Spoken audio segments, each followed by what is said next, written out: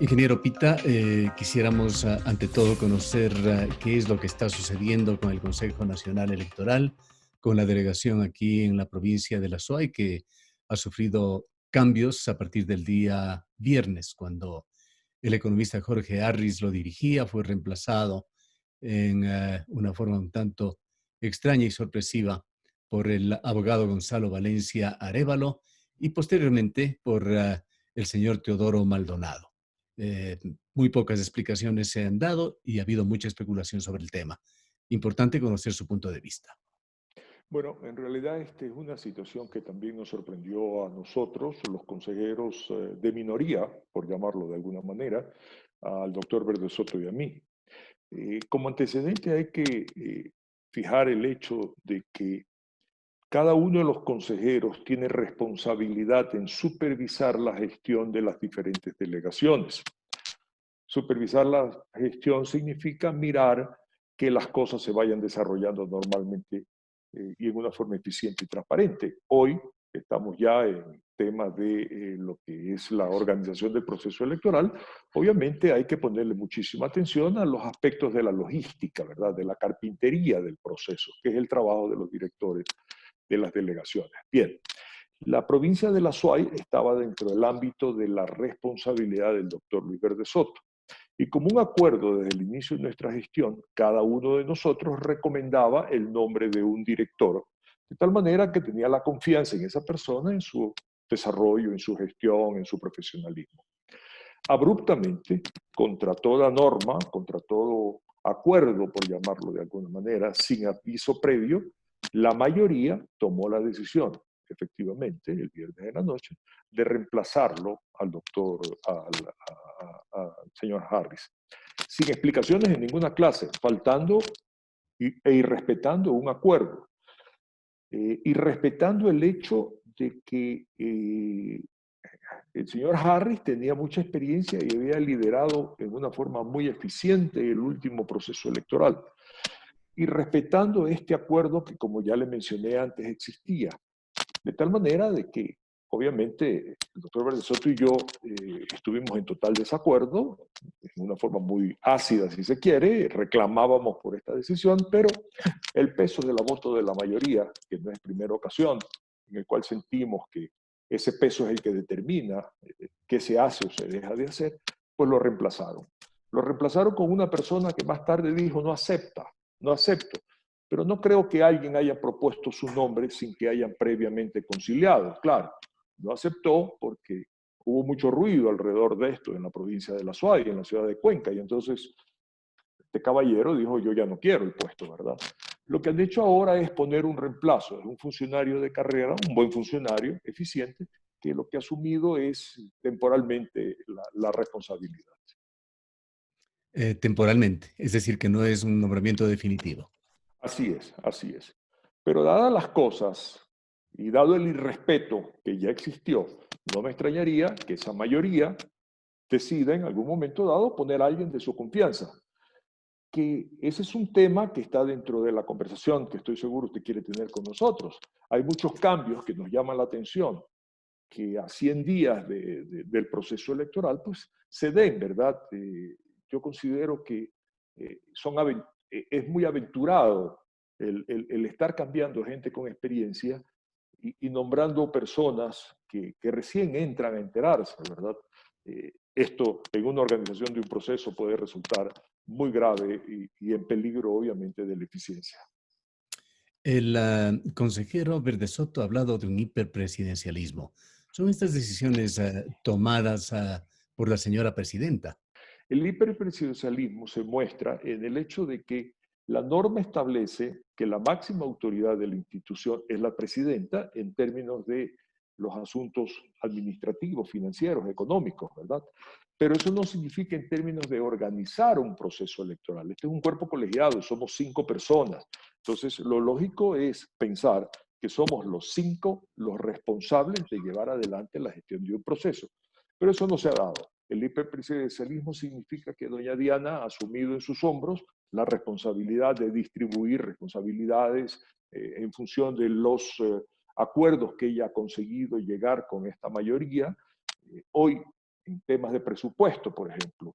Ella es la que ha discutido y convenido con el Ministerio de Finanzas los términos de presupuesto, rebaja de presupuesto, y así por el estilo, una serie de situaciones que hace que, eh, pues, al final del día, ella es la responsable de lo que sucede o deje de suceder en el Consejo Nacional Electoral. Antes de dejar el tema de la ciudad de Cuenca, nuevamente debo citar al consejero Verde Soto. Él dice no explicarse el porqué de los cambios y que lo único que podría imaginar es que se intenta realizar algún tipo de maniobra con respecto a la consulta popular que la provincia de La Suaya ha convocado y que debía originalmente realizarse el 13 de diciembre. ¿Coincide usted con ese punto de vista? Aunque de alguna manera esta hipótesis se caería un tanto, pues está sucediendo situaciones similares en otras provincias del país.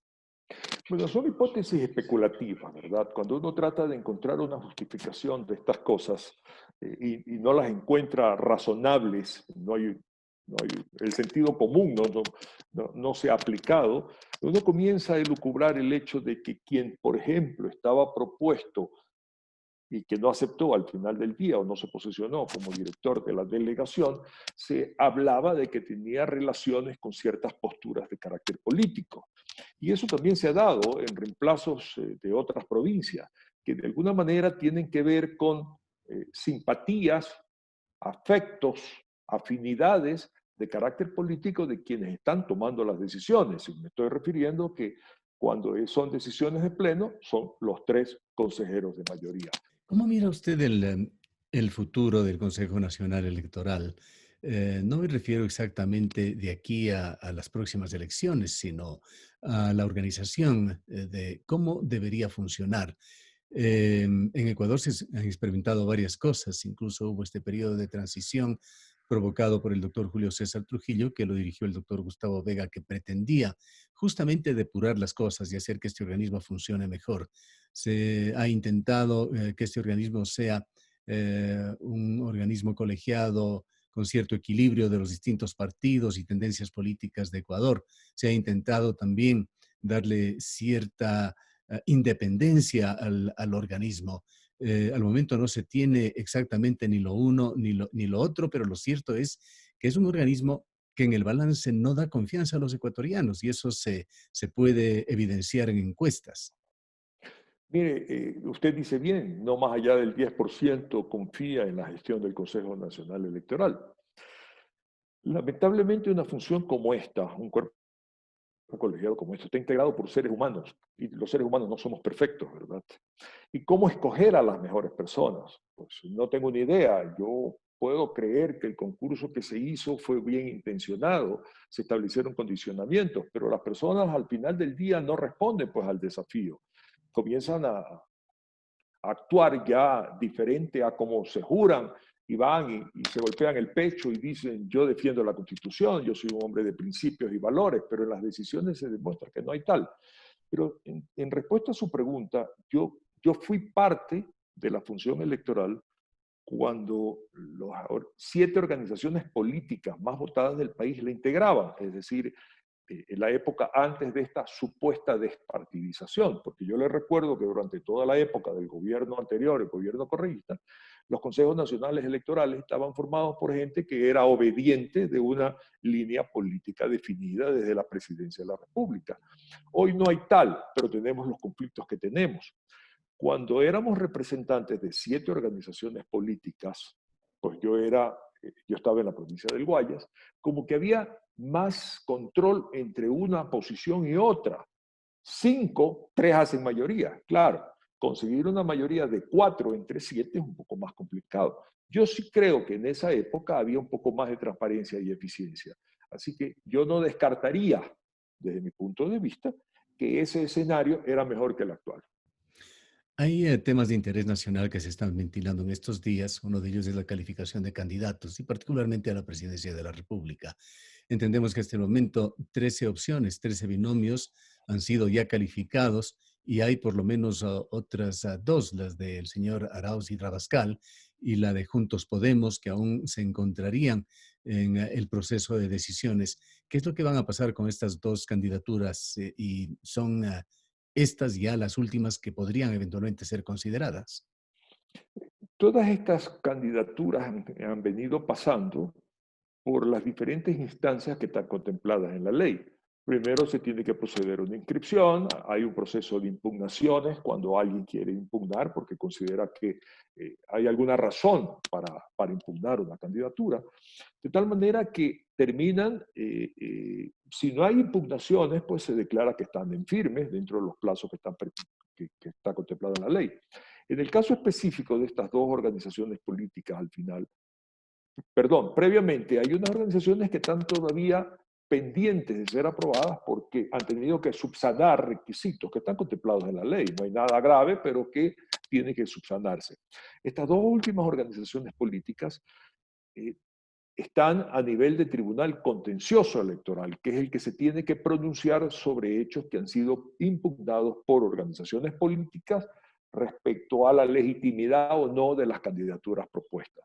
Una vez que el Tribunal Contencioso Electoral resuelva esa instancia de carácter legal, tendrán que regresar al Consejo Nacional Electoral y nosotros tendremos que ya ahí sí pronunciarnos, porque ya no hay ningún tipo de cuestionamiento de carácter legal y nosotros pronunciarnos por legitimar, si es el caso, de estas candidaturas.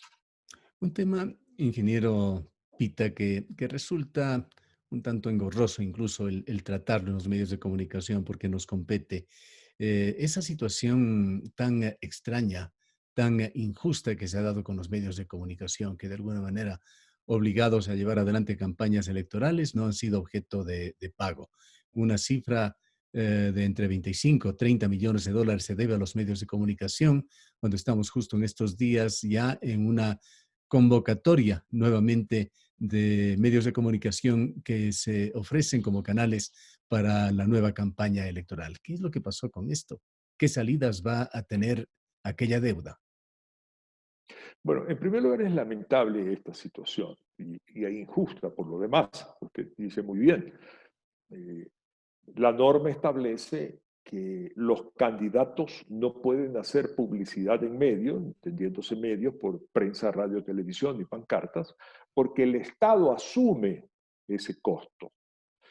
Entonces, los candidatos pautan los espacios, la función electoral aprueba esto, pero el que paga es el Estado. Lamentablemente, en los presupuestos anteriores del Consejo Nacional Electoral, de la función electoral, no se contemplaban estos valores como parte del costo del proceso propiamente dicho. Pero resulta que el Estado no nos ha entregado a nosotros, función electoral, los recursos para pagarles a los medios. Entiendo que en la presión que existe hoy de que estamos a punto de iniciar la campaña electoral y la necesidad de recurrir de nuevo a los medios a quienes se les debe recursos, se está haciendo algún tipo de esfuerzo de pagar vía bonos. Es lo que conozco, no puedo certificar que tal cosa, pero yo comparto su opinión y obviamente incluso su malestar, ¿verdad? Y el malestar de todos los medios. Porque usted ha prestado un servicio, usted merece que le paguen por tal cosa. ¿Y cómo vamos a entrar en un proceso electoral nuevo y prestar sus servicios si no me han pagado lo anterior? Pero, insisto, no depende de la función electoral, depende del Estado ecuatoriano que no nos ha entregado los recursos para cumplir con esa obligación. Este recorte presupuestario que usted lo deja en la responsabilidad de la señora presidenta, usted dice que ella ha negociado con el Ministerio de Economía y Finanzas. ¿Cómo deja en cuanto a su situación financiera el Consejo Nacional Electoral? Y sobre todo, ¿se tiene el suficiente dinero como para cubrir en forma eficiente los costos que demandan la próxima elección en Ecuador?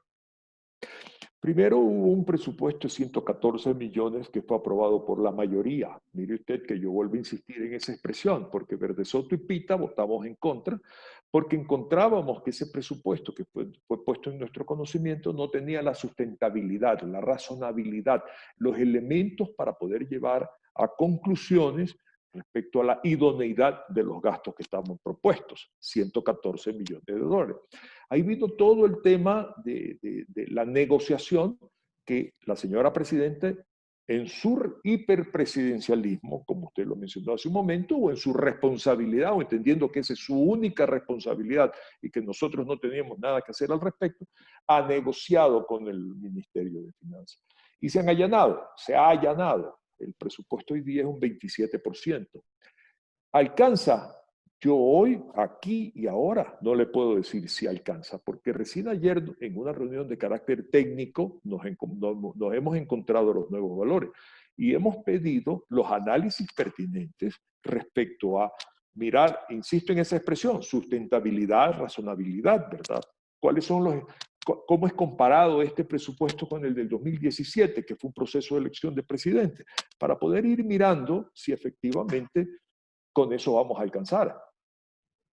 Por lo tanto, nosotros como pleno vamos a tener que aprobarlo, porque ese sí es una competencia de pleno. Pero para aprobarlo, o yo para votar a favor de ese presupuesto, necesito tener los elementos de juicio suficientes que hoy no los tengo. Volviendo a la provincia de la Suay, y para culminar, ingeniero Pita, ¿quiere decir que la situación actual lleva a pensar que en cualquier momento tendremos más noticias sobre la Suay, ya que usted señala que el señor Teodoro Maldonado está solamente encargado de la dirección en esta provincia? Es posible, sin embargo, le expreso a usted el hecho de mi confianza en la gestión del señor Maldonado. Conozco su antecedente. Por lo tanto, el hecho de que esté encargado no representa una situación que nos pueda alertar en relación a que el proceso se pueda llevar en forma eficiente. Creo que está en buenas manos. Pero claro, lo lógico, ideal y coherente es que tuviésemos ahí en la provincia de la Suay, como en todo el resto de la República, eh, directores titulares ya. Pero si ese es el caso, yo confío en la gestión del señor Maldonado. Y sobre el abogado Valencia, usted señalaba que posiblemente fue esa presión ejercida a través de la opinión pública, de los medios, de las redes sociales, lo que le hizo retroceder. Pero él había señalado, y lo dijo a este medio de comunicación, que él se enteró al día siguiente de su elección de que había estado nominado, que él jamás gestionó. Y me parece, no creo equivocarme, que dijo que no conocía a ninguno de los consejeros en el Consejo Nacional Electoral, con excepción de su persona. Yo tengo que respetar lo que ha dicho el caballero porque no lo conozco y no tengo ninguna razón para dudar de su palabra.